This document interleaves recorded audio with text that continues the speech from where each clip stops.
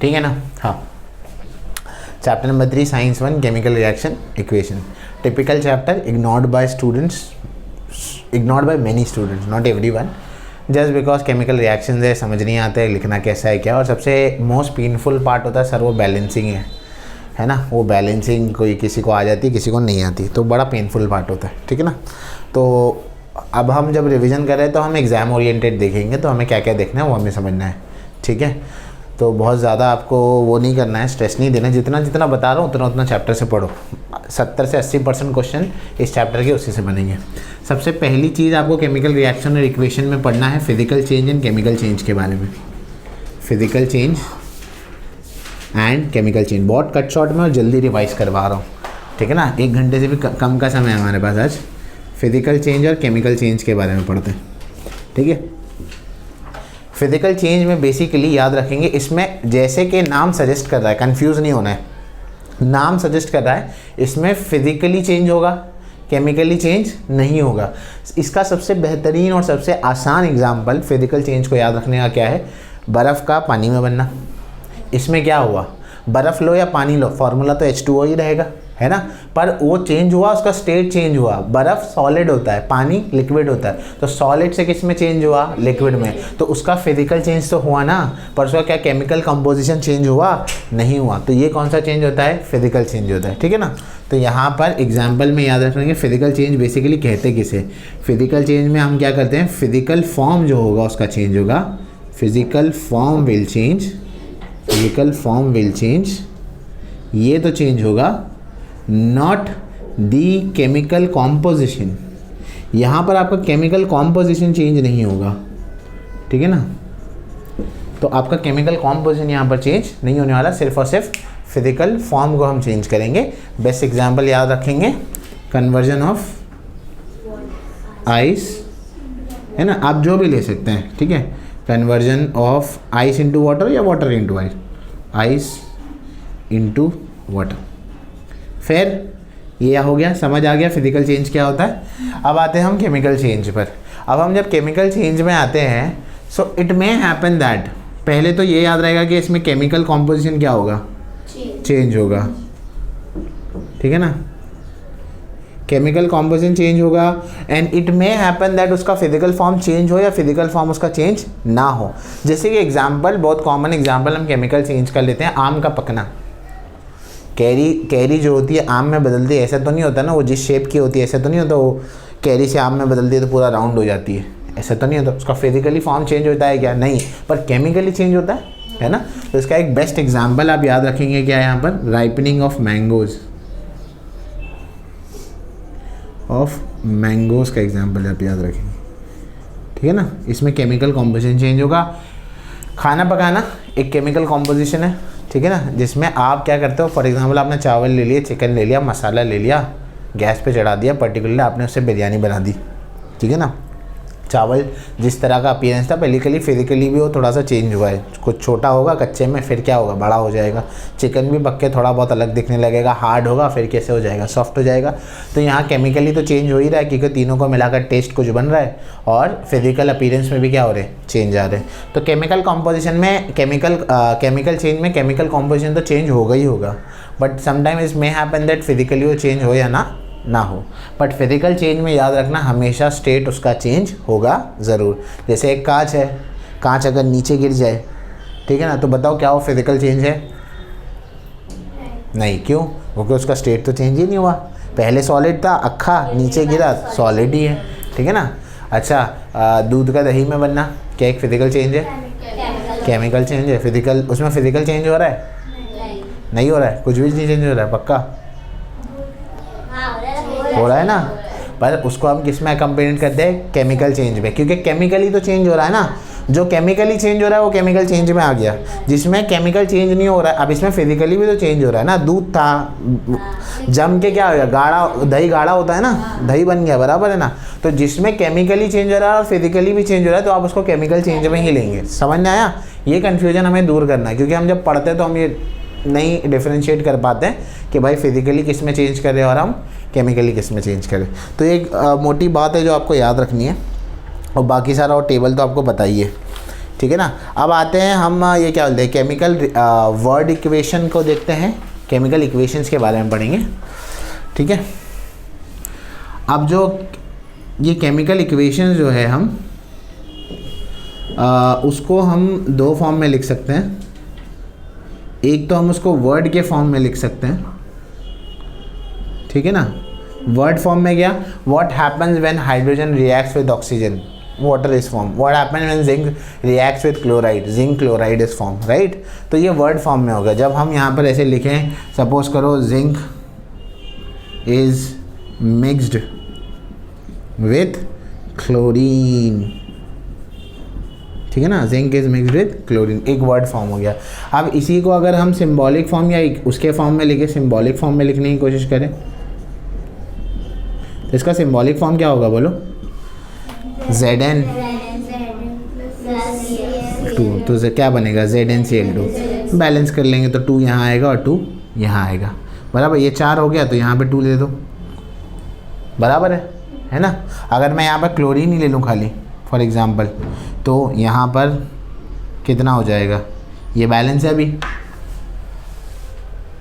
एक Zn है, 2 Cl है, बैलेंस है। बैलेंसिंग पे बाद में जाएंगे, बस एक बता रहा हूँ, ठीक है ना। ये एक और बात हो गई।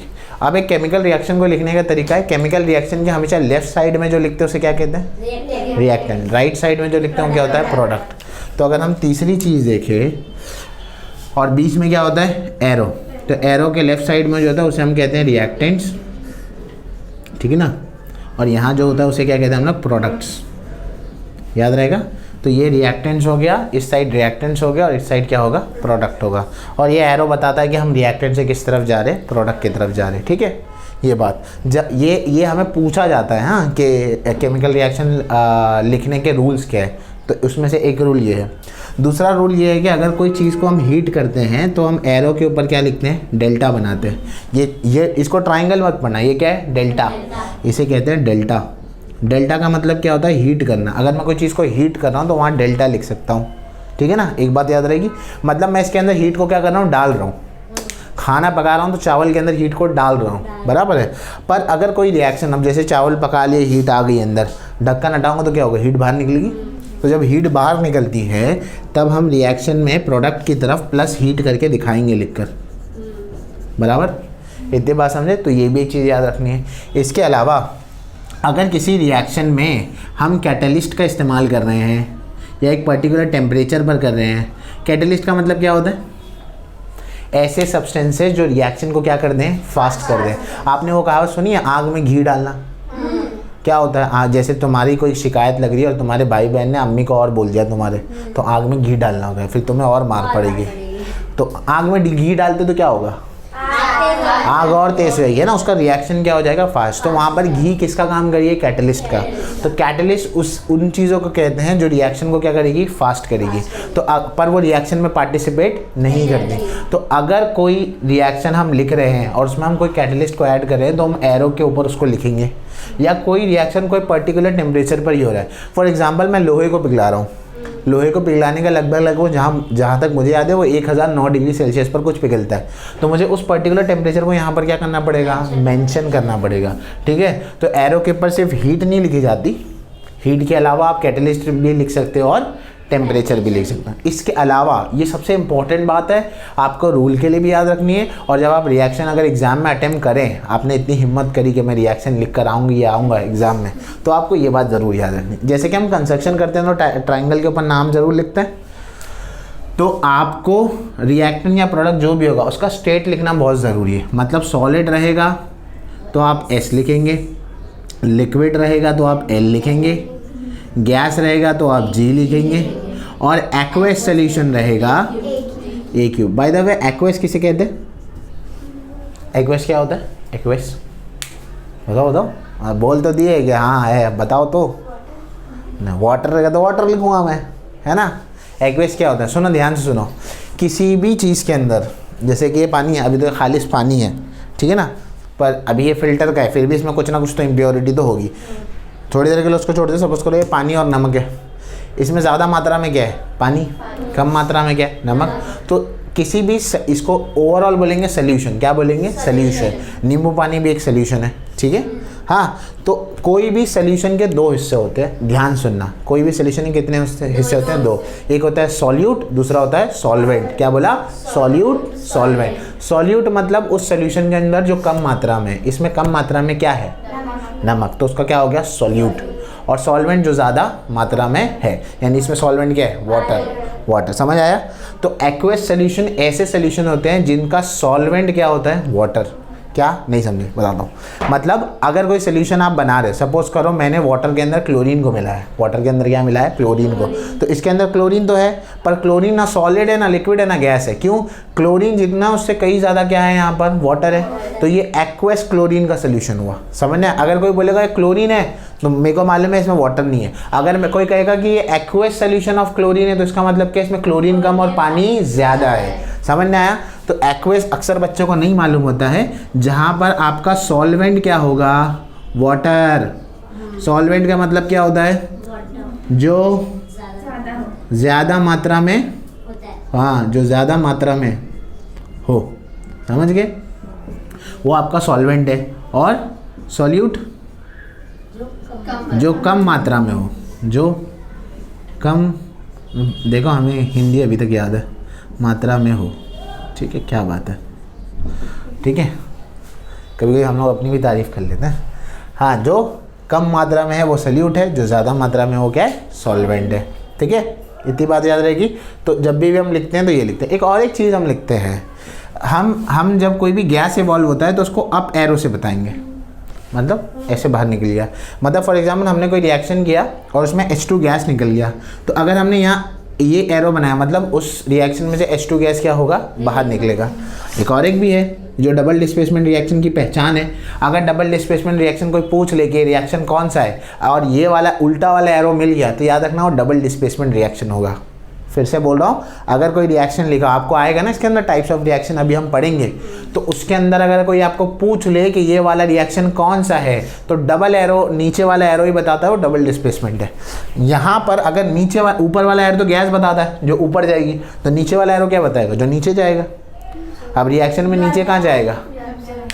जो अंदर आएगा? नहीं, रिएक्शन में नीचे कौन जाएगा? जो नीचे जाता है वो कहाँ जाएगा? पहले ये तो बताओ। पाइप से होकर नीचे चला जाएगा, फ्लश हो जाएगा, गैस तो निकल जाएगी ना। गैस काहे बैठेगी नीचे? अगर इस बॉटल में गैस है, ढक्कन खोलूंगा, गैस तो निकल जाएगी। जो नीचे बच जाता है उसे क्या कहते हैं? प्रेसिपिटेट। कुछ याद आ रहा है? पीपीटी, पावर पॉइंट नहीं, पीपीटी, प्रेसिपिटेट। क्या होता है प्रेसिपिटेट?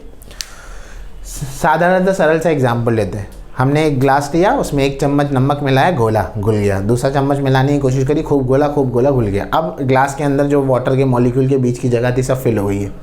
अब उसमें कोई जगह नहीं बची। अब तुमने डाला नमक, नमक कहाँ जाएगा? नीचे जाके बैठ जाएगा। जो नीचे जो बैठ जाएगी, जो लेयर बन जाएगी, वही क्या कहलाती है? हमारी प्रेसिपिटेट कहलाती है। ठीक है। और डबल डिस्प्लेसमेंट रिएक्शन में टिल 10th स्टैंडर्ड याद रखना, प्रेसिपिटेट फॉर्म होता ही होता है। तो ये डाउन वाला एरो क्या बताएगा? प्रेसिपिटेट बताएगा। इतनी बात समझे? शायद मैं 1-2 रूल ऊपर नीचे मिस कर दिया हूँ, शायद बहुत बड़े ज़्यादा रूल है, तो मैं देख रहा हूँ अगर कोई रूल हमारी तरफ से कोई बच गया हो तो। वैसे तो मैंने सब बताया। हाँ, एक और एक चीज़ बच गई थी, बराबर 10 रूल होते हैं बराबर। लास्ट वाला रूल होता है डाइल्यूट और कॉन्सेंट्रेटेड का। डाइल्यूट और कॉन्सेंट्रेटेड का रूल होता है। अब ये डाइल्यूट और कॉन्सेंट्रेटेड का रूल क्या है मालूम है किसी को? आपने केमिस्ट्री के कोई एक्सपेरिमेंट किया है स्कूल में? नहीं किया, शाबाश। तो सुनो, डाइल्यूट और कॉन्सेंट्रेटेड किसको कहते हैं? जब आप केमिस्ट्री की लैब में जाते हैं, एक अच्छी केमिस्ट्री की लैब में जाते हैं, तो आपको अपना एक टेबल मिलता है और सामने कुछ 7-8 केमिकल मिलते हैं। जैसे किचन में कुछ मसाले पर्टिकुलरली किसी भी घर में पाए जाते हैं, चाहे वो किसी भी रीजन के हो, गुजराती, मारवाड़ी, कुछ भी हो। हल्दी होती है, नमक होता है, कुछ पाए जाते हैं।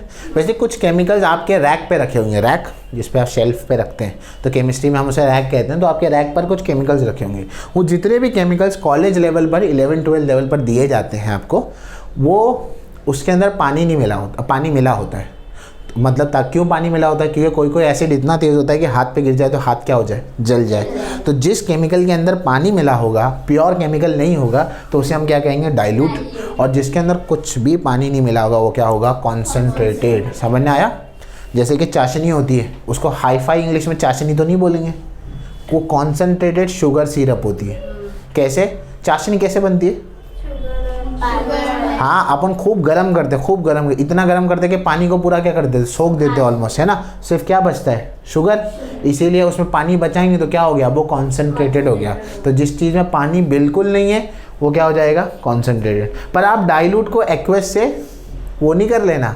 आप बोलेंगे सर आपने तो बोला था जिसमें पानी होता है तो एक्वस होता है, अब आप बोले पानी मिला है तो डाइल्यूट हो गया। कन्फ्यूजन समझे? इसीलिए मैंने बोला एक्वस क्या होता है, इसमें सॉल्वेंट क्या हो, वाटर हो, मतलब इसमें पानी की मात्रा बहुत ज़्यादा होगी, इसमें पानी की मात्रा उतनी ज़्यादा नहीं होगी। दोनों में पानी होगा बेशक, पर इसमें पानी क्या होगा, बहुत ज़्यादा, और इसमें पानी क्या होगा, कम होगा। समझ गए? ये फ़र्क है। तो ये 10 रूल्स है किसी भी केमिकल इक्वेशन को लिखने के लिए जो आपको पता होने चाहिए।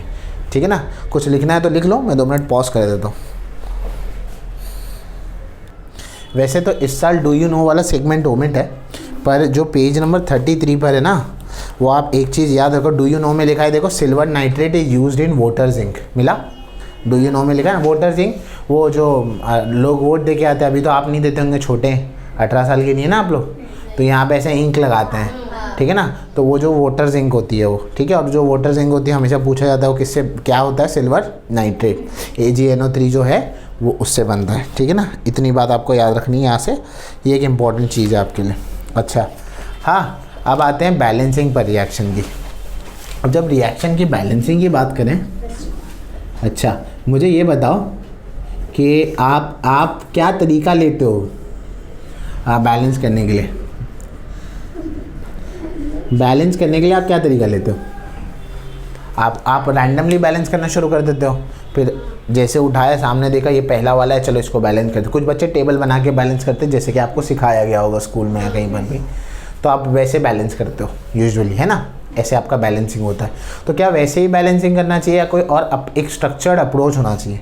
बच्चे क्योंकि है ना एक वो अप्रोच भूल जाता है सो करने के लिए। देखो ऐसे तो जब तुम्हारे बोर्ड का मुझे नहीं पता, बाकी जो दूसरे बोर्ड्स वाले हैं CBSE और ICSE वाले, पहले हम उसे ऑक्सीजन और हाइड्रोजन को हम उनको बैलेंस करवाते हैं।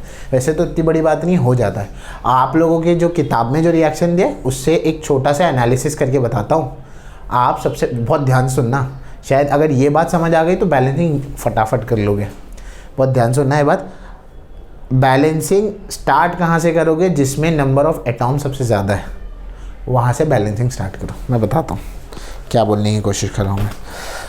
अगर मैं यहाँ पर, मेरा रिएक्शन है सोडियम हाइड्रोक्साइड का, सोडियम हाइड्रोक्साइड प्लस H2SO4 है, उससे क्या बना, Na2SO4 बन रहा है, बैलेंस। ठीक है, अब हम बैलेंस तो यूजुअली चलो करके एक दिखा दूंगा, इसमें मैंने बैलेंस नहीं किया है। हाँ, अब इसके अंदर नंबर ऑफ एटॉम्स चेक करो, एक एक कंपाउंड में कितने। सोडियम एक एटॉम है, ऑक्सीजन और हाइड्रोजन कितने हो गए, 3। हाइड्रोजन यहाँ पर कितने, 2 है। सल्फर कितना है, 1। 2 और 1 कितना हो गया, 3। ऑक्सीजन 4 है, कितने हो गए, 7, है ना। यहाँ पर ये कितने, 2, 3 और ये 4, 7। ये कितने होंगे, 2 और 1, 3, है ना।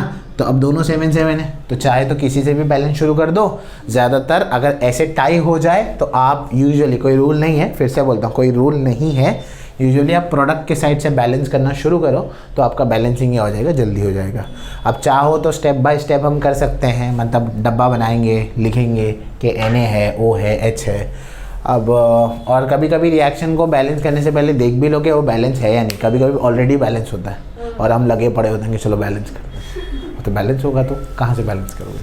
ठीक है, कैसे करेंगे इसको देखते हैं। अभी ये बैलेंस तो नहीं है क्योंकि बैलेंसिंग वाले से उठाया तो बैलेंस नहीं है, ठीक है ना। अगर मैं बोल रहा हूँ यहाँ से शुरू करना है तो देखते हैं अगर हमारा जल्दी होता है या नहीं होता। कभी कभी हम लोग भी रुक जाते हैं।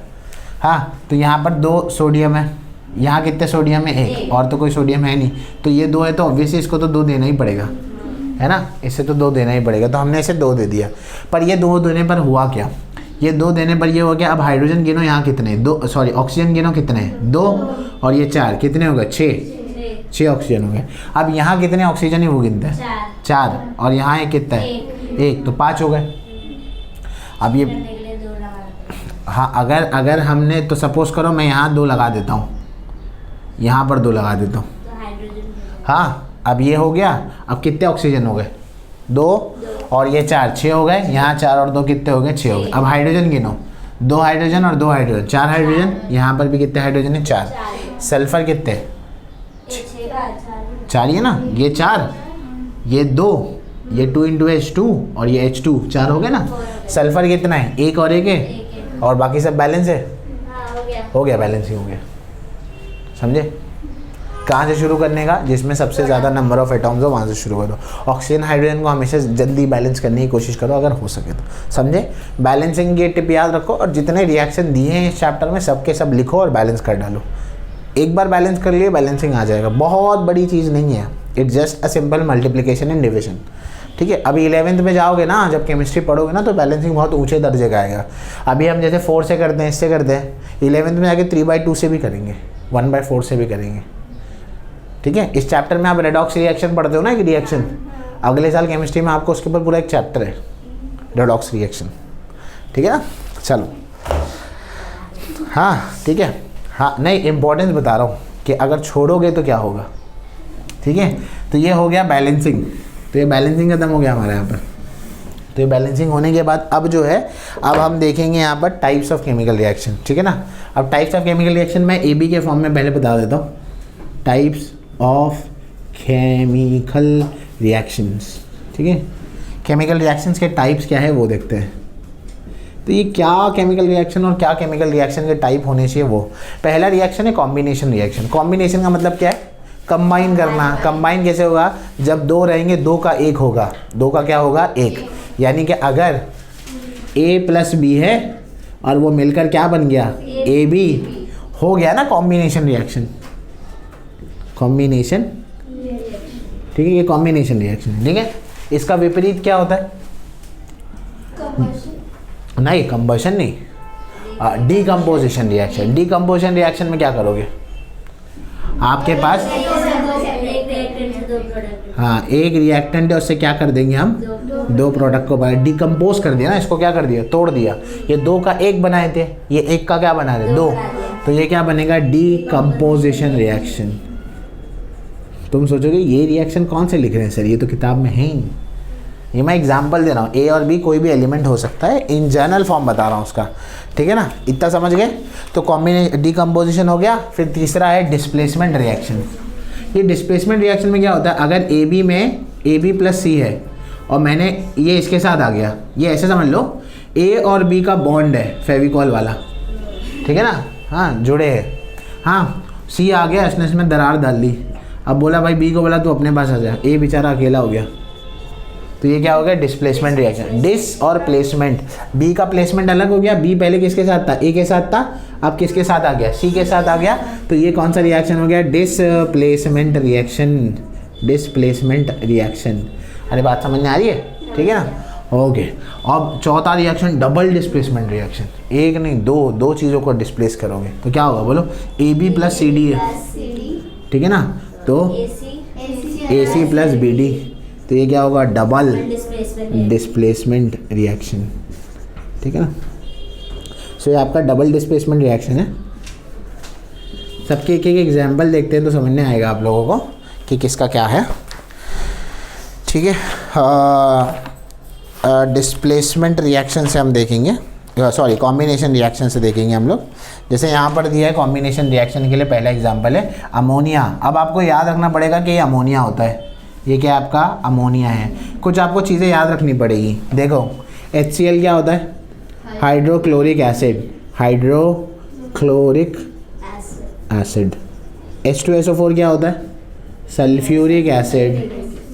Sulphuric acid. ठीक है ना, इसके अलावा कुछ और बेसिक नाम जो, हाँ ये वाला याद रखना है, C12H22O11, ये है शक्कर। हाँ ठीक है, शक्कर, शुगर, ठीक है, ग्लूकोज, ठीक है, याद रखना है। ठीक है ना, NH3, ये एक साइड में कहीं लिख लो जो लिख रहा हूँ मैं, अमोनिया, ये सब याद रखना है। ठीक है, CaO, calcium oxide. Calcium oxide, जिनको इंग्लिश अच्छी आती है वो कैल्कियम पढ़ते हैं इसको। ठीक है ना, कैल्शियम ऑक्साइड। तो कैल्शियम ऑक्साइड ये तो सभी को मालूम होगा, CO2, कार्बन डाइऑक्साइड।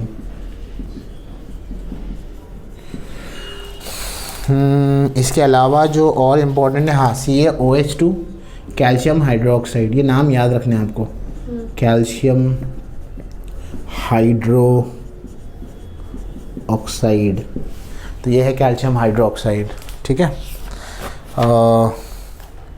इसके अलावा जो एक नाम और याद रखना है ना आपको, वो है कैल्शियम कार्बोनेट, काको3। हाँ, ये हंसी आती है पर ऐसे ही याद होता है एग्जाम में, नाटुको3, नाको3, काको3, ठीक है। Calcium carbonate, calcium carbonate.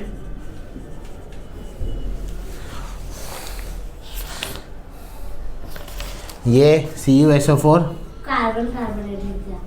Oh sorry, calcium carbonate, ये है कॉपर सल्फेट, ठीक ना। एकदम मुंह ज़बानी ये सब नाम याद होने, तभी तो रिएक्शन कर पाएंगे। रिएक्शन के लिए पहले ये तो आना चाहिए, बच्चे डायरेक्ट रिएक्शन पे जंप करते हैं, ये तो याद कर लो पहले।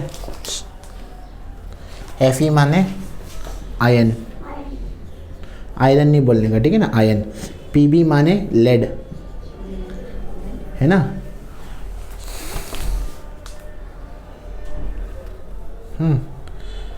अच्छा,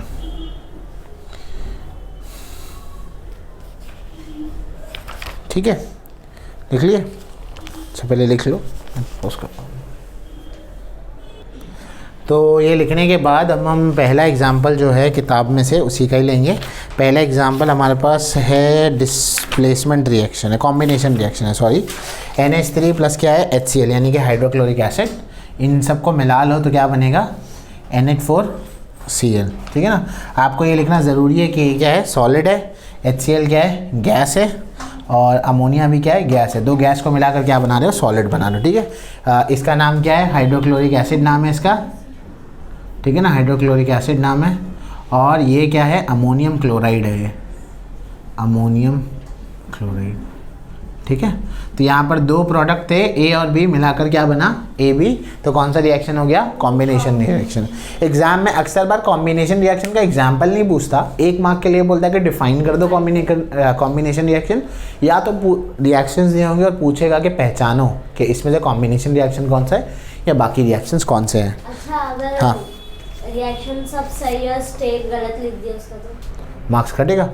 वैसे इतना ऑब्जर्व नहीं करता है टीचर, ह्यूमन एरर, अगर नज़र पड़ गई तो वो कब ऑब्जर्व होगा, आपको 40 में से 40 मिल रहा है ना, तब फिर गलती ढूंढेंगे। 40 में से 40 देते हैं तो 3 आदमी चेक करते हैं, अगर आपको 40 में 40 मिल गया ना, फिर और 2 लोग और चेक करेंगे, वो कम करने की कोशिश करेंगे। तो कम होते होते किसी का 38 की जगह 35 भी हो जाता है, क्योंकि 2 लोग चेक कर रहे हैं ऐसा। तो ज़्यादा मार्क्स लाने के अपने फ़ायदे नुकसान दोनों हैं, मतलब बहुत ज़्यादा लाने के, ठीक है। बाकी का तो मैं एग्जांपल नहीं दूंगा क्योंकि अभी टाइम नहीं है हमारे पास। दूसरा है शक्कर को ले लो, डीकम्पोजिशन रिएक्शन है, शक्कर है, कितना होता है, C12H22O11, ठीक है ना। अब शक्कर को हीट करेंगे तो क्या होगा ना, बड़ा आसान है। शक्कर को हीट करेंगे तो चाशनी बनेगी, काला काला। शक्कर को गर्म करोगे तो क्या होगा, काला काला हो जाता है। तो कार्बन अलग हो जाता है और पानी क्या हो जाएगा, अलग हो जाएगा। कार्बन कितने होते हैं, 12, तो 12 कर दो अलग, है ना। इसको बैलेंस करना है, 11 2 22, O11 बैलेंस हो गया, समझ आया। तो आपको अगर कोई बोल दे कि डीकम्पोजिशन रिएक्शन का एग्जांपल दो, तो याद रखना शक्कर को गर्म करनी है हमें। शक्कर गर्म करके देख लो घर पे आके क्या होता है, आग वाग लग गई तो मार खाओगे घर पे, ठीक है ना।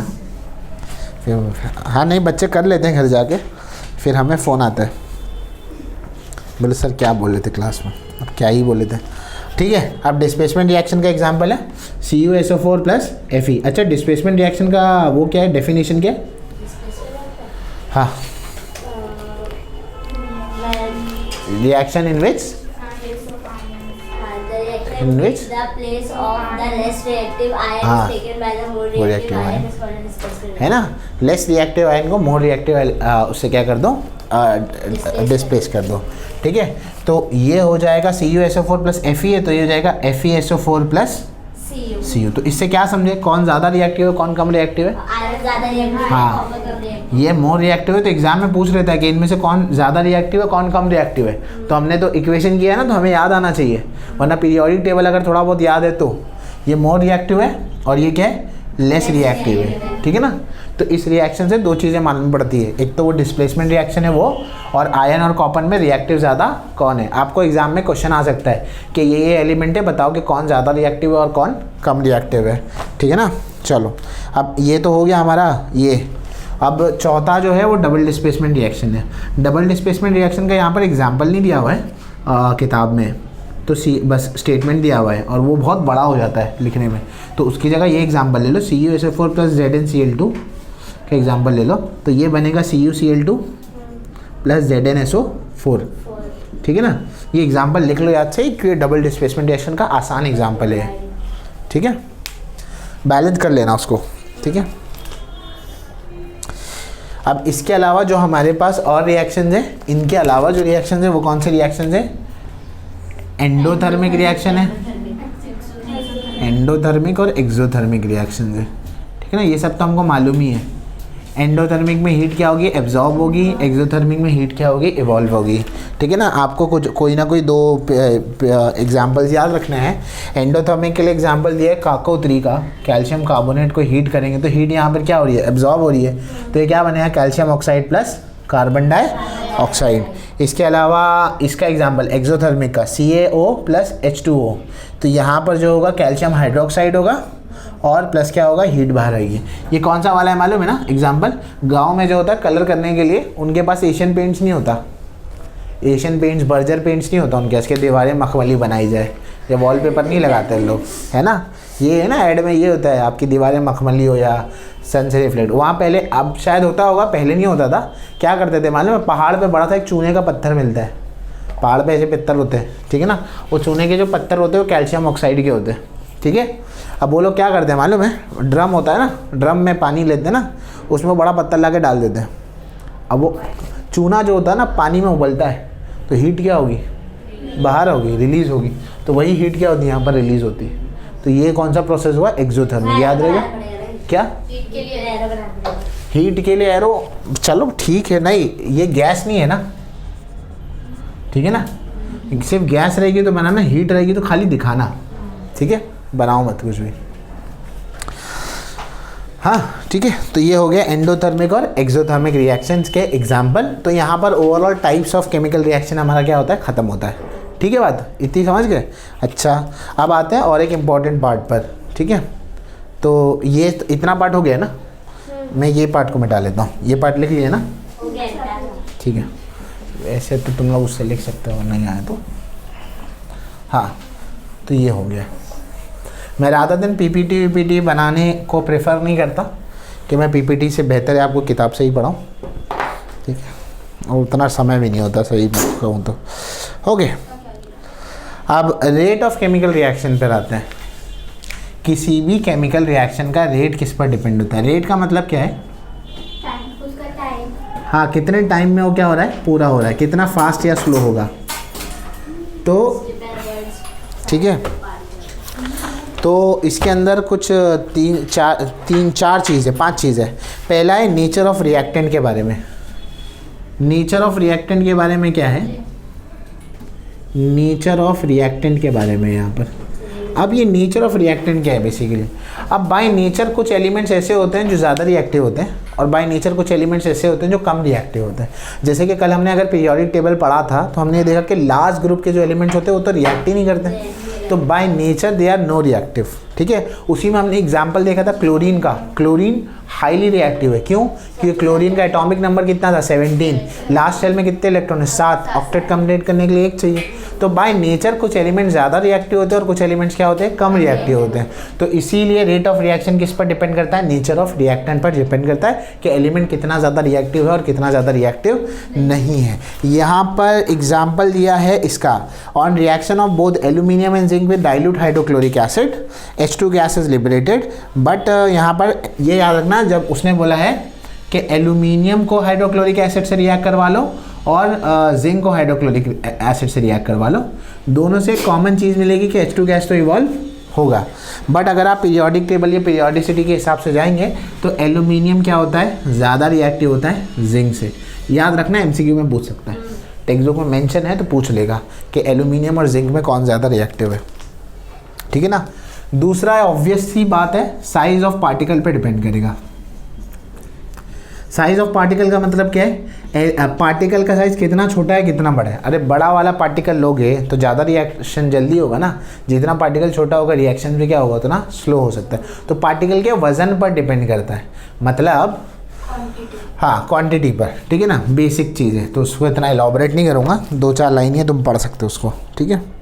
वो एग्जाम्पल में ये पढ़ लेना, इसमें ये एक इम्पॉर्टेंट चीज़ है, टाइम नहीं हमारे पास वरना हम कर लेते। शाहबाद टाइल्स का एग्जाम्पल है, उसको ज़रा पढ़ लेना याद से, ठीक है। तीसरा है कॉन्सेंट्रेशन ऑफ रिएक्टेंट, कॉन्सेंट्रेशन पर डिपेंड करता है। अभी हमने कॉन्सेंट्रेशन के बारे में पढ़ा था, याद है?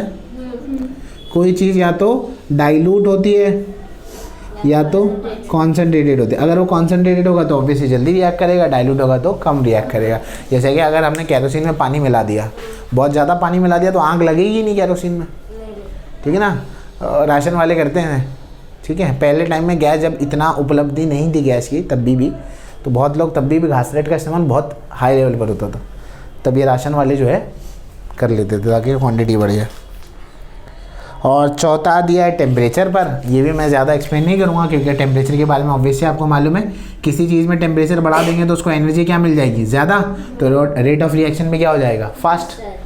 और लास्ट है इसके अंदर ई वाला कैटलिस्ट के बारे में। आप सबको मालूम है कैटलिस्ट क्या होता है, जो रिएक्शन में पार्ट नहीं लेता पर रिएक्शन की स्पीड को बढ़ा सकता है अगर उसका इन्वॉल्वमेंट होगा तो, ठीक है ना, यहाँ पर। और उसके नीचे जो वो देख लेना उसका क्या है एग्जाम्पल, उसका एक देख लेना, ठीक है।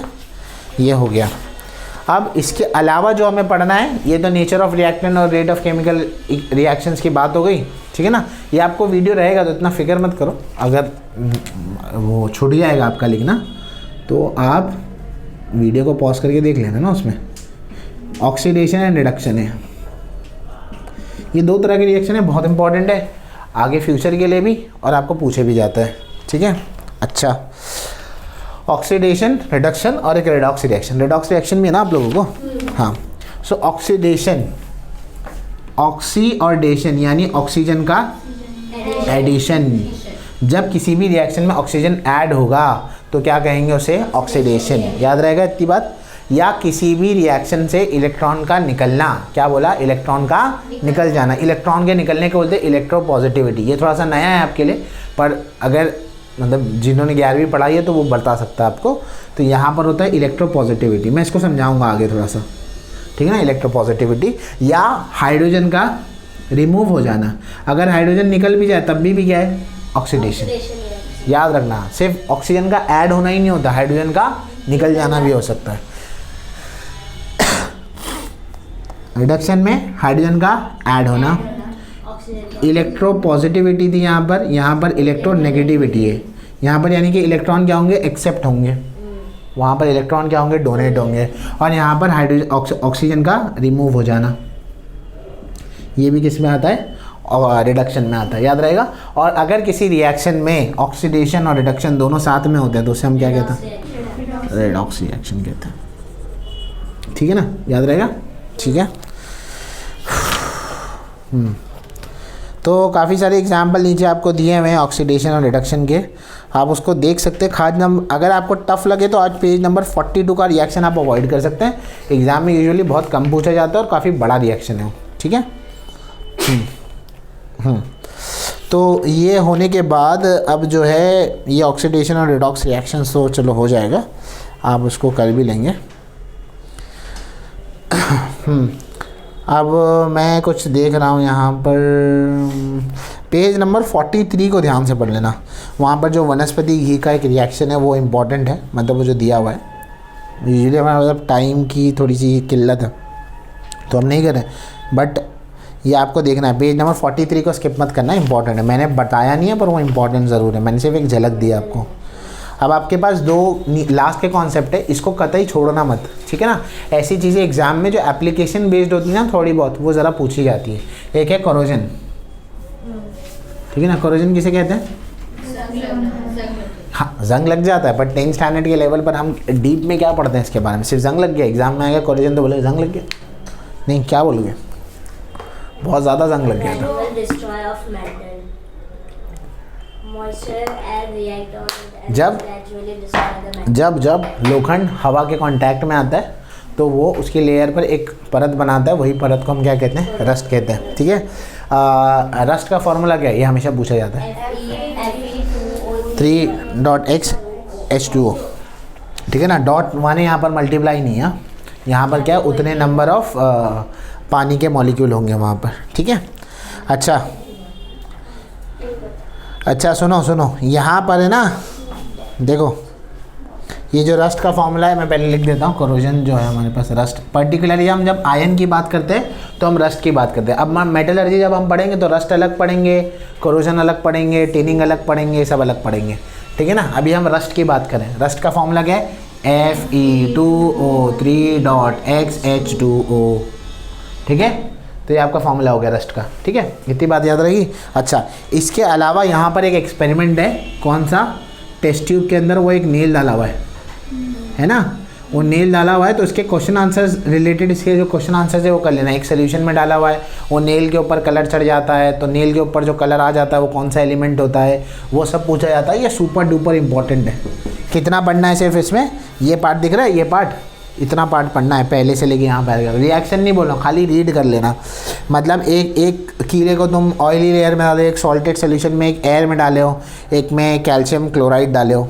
ठीक है ना, तो एक बार खाली पढ़ लेना और उसके रिलेटेड क्वेश्चन आंसर्स देख लेना। उसके अलावा नीचे जो दिया हुआ है यहाँ पर आयरन और ऑक्सीजन का एक रिएक्शन आपको दिया हुआ है, तो देखो यहाँ पर, तो 12:55 हो गए, आयन है। तो देखो इसका मतलब जानते हो, अक्सर बच्चे रिएक्शंस को जानते नहीं हैं कि ये क्या है, ये रिएक्शन का क्या मतलब है, क्या इंटरप्रिटेशन है इसका, ये रिएक्शन का इंटरप्रिटेशन बताओ। ये अभी हम क्या कर रहे हैं, रस्ट का रिएक्शन देख रहे हैं। Fe2O3.H2O बनता है ना, यानी कि आयन और ऑक्सीजन मिलेगा तब रस्ट बनेगा। आयन ऑक्सीजन मिलके यहाँ पे जंग लगाए, वैसा। मुझे पता ये रिएक्शन का क्या मतलब है, अक्सर बच्चे लिख लेते हैं, रट लेते हैं। देखा तो होगा ऐसा रिएक्शन, ऐसा तो नहीं है कि नहीं देखा होगा। देखो आयन क्या है, मेटल, नॉन मेटल, मेटल है ना। मेटल की प्रॉपर्टी क्या होती है, मारो खटखट आवाज़ आती है, टन टन आवाज़ आती है, मेटल होता है, चमकता है, मेटल है। तो ये मेटल है। आप जो कुर्सी पे बैठे हो वो आयन है, लोखंड है। ठीक है, ये मेटल है। मेटल की प्रॉपर्टी क्या होती है, इलेक्ट्रॉन डोनेट करता है, इलेक्ट्रो पॉजिटिव होता है। अभी थोड़ी देर पढ़ा, ऑक्सीडेशन क्या होगा, इलेक्ट्रो पॉजिटिव, याद है। तो ये कौन सा रिएक्शन होगा, ऑक्सीडेशन। अगर एग्जाम में आया तो आंख बंद करके लिखना है कौन सा रिएक्शन है, ऑक्सीडेशन। क्यों, क्योंकि यहाँ पर इलेक्ट्रॉन डोनेट हो रहा है। पर सवाल आएगा कि पता कहाँ से लग रहा है डोनेट हो रहा है। ध्यान से देखो, यहाँ 2+ आ रहा है, 2+ इस पर क्यों आया। कोई भी एलिमेंट इलेक्ट्रिकली क्या होता है, न्यूट्रल, ना पॉजिटिव चार्ज होता है ना नेगेटिव चार्ज। मैंने 2 इलेक्ट्रॉन दे दिए क्योंकि मैं आयन हूँ, मैंने 2 इलेक्ट्रॉन को दे दिया। अगर मैं 2 इलेक्ट्रॉन को दे दूंगा तो अब मेरे 2+ के चार्ज बढ़ जाएंगे, नहीं समझे। देखो मेरे पास 12 नेगेटिव चार्ज और 12 पॉजिटिव चार्ज, यानी कि 12 इलेक्ट्रॉन और 12 प्रोटॉन थे। ठीक है, बराबर है। अब मैंने क्या कर दिया मालूम, 12 इलेक्ट्रॉन 12 प्रोटॉन थे, अब मैंने 10 इलेक्ट्रॉन कर दिया। तो प्रोटॉन कितने से, 2 से बढ़ गए कि नहीं। हाँ, तो यहाँ पे क्या आएगा, +2। अब इसको बैलेंस करना तो यहाँ क्या लिखना पड़ेगा, 2 इलेक्ट्रॉन को लिखना पड़ेगा ना। इस तरह से ये रिएक्शन आता है, समझ आया।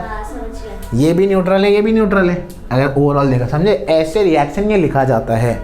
और ये कौन सा रिएक्शन है, ऑक्सीडेशन है, इतना समझे। अच्छा, अब यहाँ पर ऑक्सीजन के बारे में भी दिया हुआ है, O2 + 4H + 4 इलेक्ट्रॉन = 2H2। ये उल्टा हो रहा है। ऑक्सीजन यहाँ पर इलेक्ट्रॉन को क्या कर रहा है, एक्सेप्ट कर रहा है। कौन सा रिएक्शन होगा, इलेक्ट्रोनेगेटिव। इलेक्ट्रोनेगेटिव का मतलब क्या होगा, रिडक्शन। आप ये मत देखते बना रहे इसमें ऑक्सीजन है तो मैं ऑक्सीडेशन लिख दूंगा, ये वैसा वाला ऑक्सीडेशन रिडक्शन नहीं है। ध्यान से, यहाँ पर क्या हो रहा है, इलेक्ट्रॉन ऐड हो रहा है, क्योंकि वो 4 हाइड्रोजन है।